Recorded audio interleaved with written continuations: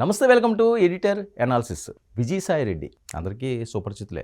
జగన్మోహన్ రెడ్డి గారికి అత్యంత సన్నిహితుడు వైఎస్ జగన్మోహన్ రెడ్డి గారు. వైఎస్ ఫ్యామిలీకి అండి. జగన్మోహన్ రెడ్డి గారికి ఏముంది, ఇప్పుడు ఆయన డి అంటే డి అంటున్నాడు జగన్మోహన్ రెడ్డి గారితో. ఇది ఒక వింత పరిస్థితి, ఎవరు ఊహించని రాజకీయం ఇది. రాజకీయాల్లో ఆయనకి చాణక్యుడిగా పేరుంది. జగన్తో పాటు జైల్లో ఆయన కష్టాలు పడ్డాడు, ఆ కష్టాలన్నీ కూడా వాళ్ళు పంచుకున్నారు. వైసీపీ నెంబర్ 2గా కూడా ఆయన చక్రం తిప్పాడు. ఒకటి కాదు, కష్టాల్లోనే ఉన్నాడు ఆయన, సుఖాల్లోనే ఉన్నాడు. కానీ ఇప్పుడు బయటకు వచ్చాడు, ఆయన కష్టాల్లోకి నెట్టాలని చూస్తున్నారా? ఇది జరుగుతున్న ప్రచారం. ఎందుకంటే జగన్మోహన్ రెడ్డి గారితో డి అనే సాహసం సాయిరెడ్డి గారు చేస్తున్నారు అంటే చాలా ఆశ్చర్యకరమైన విషయం.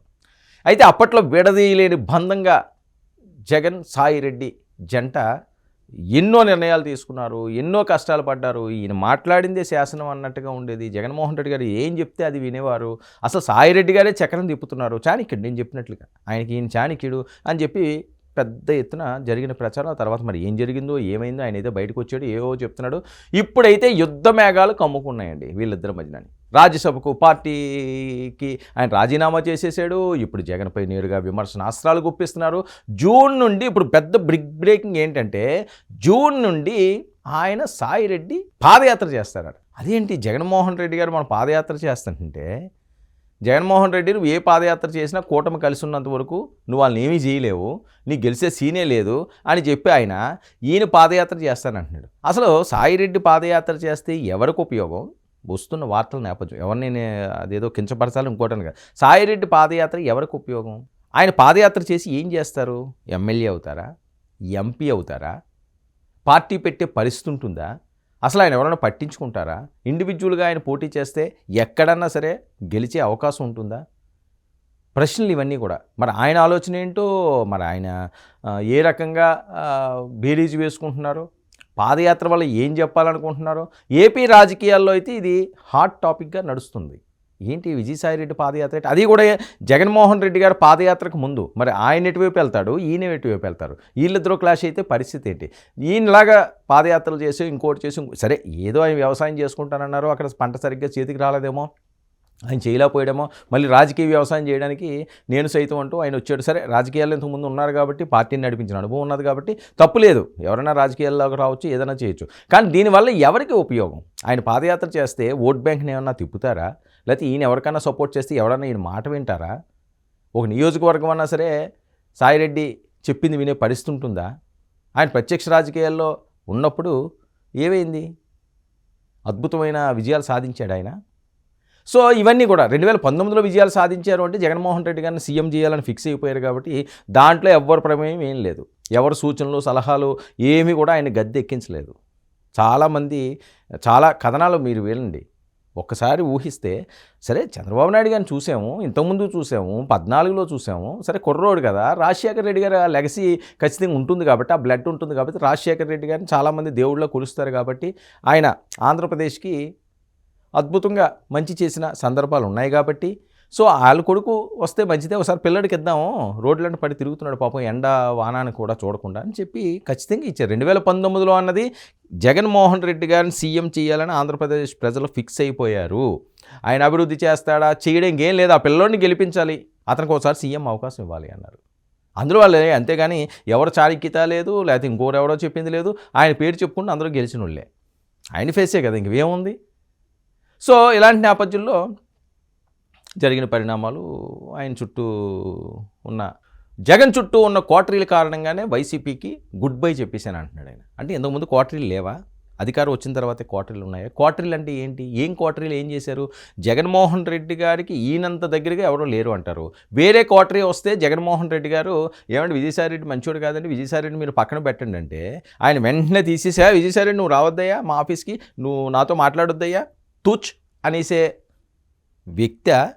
అంత అమాయకులా జగన్మోహన్ రెడ్డి గారు? ఏదో జరిగి ఉంటుంది, లేకపోతే అన్నీ నేనే అనుకుంటూ ఉండొచ్చు, లేకపోతే మొత్తం నాకే అప్పచెప్పమని అనొచ్చు, ఇలాంటివి ఏమి ఉంటాయి కదా, లేకపోతే ఎందుకు పక్కన పెడతారు? ఇక 2019లో పవర్లోకి వచ్చిన నేపథ్యం మనం చూసాం. జగన్ అంతరంగిక వర్గాల్లో మార్పులు జరిగినాయి. పార్టీలో పెరిగిన సజ్జల రామకృష్ణారెడ్డి గారి వంటి నేతల ప్రభావం, విజయసాయిరెడ్డి ప్రాధాన్యత తగ్గుతూ రావడం, గత 3.5 ఏళ్లుగా తాను అవమానాలు భరించానని ఆయనే చెప్తున్నాడండి. జగన్ తనను నమ్మడం లేదని వాపోయిన విజయసాయిరెడ్డి, నేను ముందే చెప్పాను, నేను ముందే ఎక్స్పెక్ట్ చేశాను ఈ రకంగా ఉంటుందేమో, ఆయన ఈ రకంగా ఉంటాడేమో అని వాపోయాడు. 3.5 సంవత్సరాలకి ఈయన పక్కన పెట్టారు. 3.5 సంవత్సరాలుగా పక్కన పెట్టారు అంటే దాని అర్థం ఏంటి? 2019 నుంచి 24 వరకు జాగ్రత్తగా మీరు గమనిస్తే ఆ టైంలో రోజు రోజుకి వైఎస్ఆర్సీపీ మీద వ్యతిరేకత పెరిగిపోతుంది. సరే వాళ్ళు వై నాట్ 170 టైం అని చెప్పి గాంభీర్యంగా మాట్లాడినా అని వాళ్ళు ప్రచారాలు చేసుకున్న రియల్గా గ్రౌండ్లో ఏముందో వాళ్ళకి ఇన్పుట్స్ రావు. ఒక సీఎం స్థాయి వ్యక్తి తెప్పించుకోరా? ఆయనకు అర్థమైపోయింది. సో ఆ టైంలో విజయసాయిరెడ్డి గారు ఏమైనా తప్పుడు సలహాలు ఇచ్చారో, లేకపోతే వేరే ఏమైనా ఇచ్చారో, మరి ఏం జరిగిందో, లేకపోతే ఆర్థిక లావాదేవీల్లో ఏమన్నా వచ్చిందో దానికి ఆయన ఏమన్నా పట్టించుకోలేదేమో, లేకపోతే వేరే వాళ్ళు ప్రభావం అక్కడ పెరిగిందేమో. వెన్నుపోటుదారుడిగా జగన్ భావించేలాగా ఆ కోటరీ కుట్ర చేసిందట. సాయిరెడ్డి ప్రతిపక్ష నేతలతో రహస్యంగా భేటీ అయ్యారని, ఇది నమ్మక ద్రోహం అని జగన్ మీడియా విమర్శించడంలో పెరిగిన అగాధం అండి. ఈయన వేరే కోటరీతో కలిసిపోయారు. ఈయన ఏంటంటే ఒక్కోసారి చంద్రబాబు నాయుడు గారినో లేకపోతే ఏవో కొన్ని ఈవెంట్స్లో చనిపోయినప్పుడు ఇలాంటివో లేకపోతే పెళ్ళిళ్ళో ఏవో కలుస్తుంటారు. దాన్ని ఏదో పెద్ద తప్పుగా భూతద్దంలో చిత్రీకరించి జగన్మోహన్ రెడ్డి గారికి నూరు పోసారు. అందుకని నేను బయటకు వస్తాను. అయితే వైసీపీ హయాంలో 3,500 కోట్ల మద్యం కుంభకోణం జరిగినట్టు వస్తున్న ఆరోపణలు. ఇప్పుడు ఇద్దరు నేతల మధ్య చిచ్చు. ఇటీవల హైదరాబాద్లో ఈడీ ముందు ఆయన హాజరయ్యాడు సాయిరెడ్డి గారు. మద్యం పాలసీ నిర్ణయాల్లో తన పాత్ర లేదని ఆయన వివరణ కూడా ఇచ్చుకున్నాడు. తనకి ఏమీ తెలియదని సాయిరెడ్డి చెప్పడం, తనను తాను కాపాడుకునే ప్రయత్నం చేస్తున్నాడా?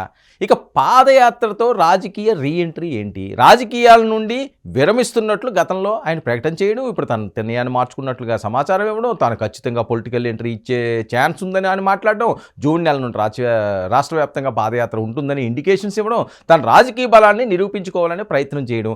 అంతేకాకుండా ఈ పాదయాత్రలో ప్రజల స్పందనను బట్టి ఆయన బీజేపీలో చేరతాడా, లేకపోతే తనకంటూ ఒక కొత్త రాజకీయ వేదికని ఏర్పాటు చేసుకోవడమే దీని ఉద్దేశమా?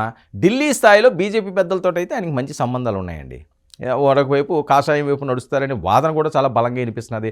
కోటరీని వదిలించుకోకపోతే జగన్కు భవిష్యత్తు లేదని చెప్పి ఈయన మళ్ళీ వార్నింగ్లు ఇవ్వడం, జగన్కు కుడిభుజం లాంటి వ్యక్తి ఇప్పుడు ప్రత్యర్థిగా మారడం రాజకీయంగా పెద్ద దెబ్బేనని కొంతమంది అంటున్నారు. ఎందుకంటే ఏం జరిగినాయో వాళ్ళిద్దరి మధ్యన ఏమున్నాయో ఇన్ని సంవత్సరాల్లో ఏమన్నా కొన్ని అంశాలు కానీ బయటికి పెట్టారనుకోండి, పార్టీని ఇబ్బంది పెట్టి జగన్మోహన్ రెడ్డి గారు ఇబ్బంది పెట్టింది ఏముంటుంది, ఖచ్చితంగా అది వైరల్ అవుతుంది. అందులోనే ఒక వ్యతిరేకత వచ్చేస్తుంది. అయితే పాదయాత్ర తర్వాత సాయిరెడ్డి ఎవరి వైపు నిలుస్తాడు? తాను ఆరోపిస్తున్న జగన్ కోటరీని ఎలా ఢీకొంటారు? ఇవి కదా ప్రశ్నలు. జగన్ గారికి ఒక కోటరీ ఉంటున్నారు, మరి ఆ కోటరీని ఏ రకంగా ఆయన ఎదుర్కోగలడు?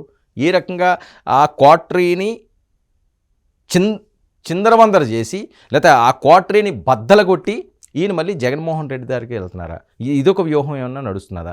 లేదు, బీజేపీ ఆప్షన్ ఆయనకు ఉందని చెప్పి జరిగిన ప్రచారం. ఇక్కడ తెలుగుదేశం పార్టీలోకి వెళ్ళే పరిస్థితి. మరొకవైపు పవన్ కళ్యాణ్ని ఈయన పదే పొగుడుతున్నారు.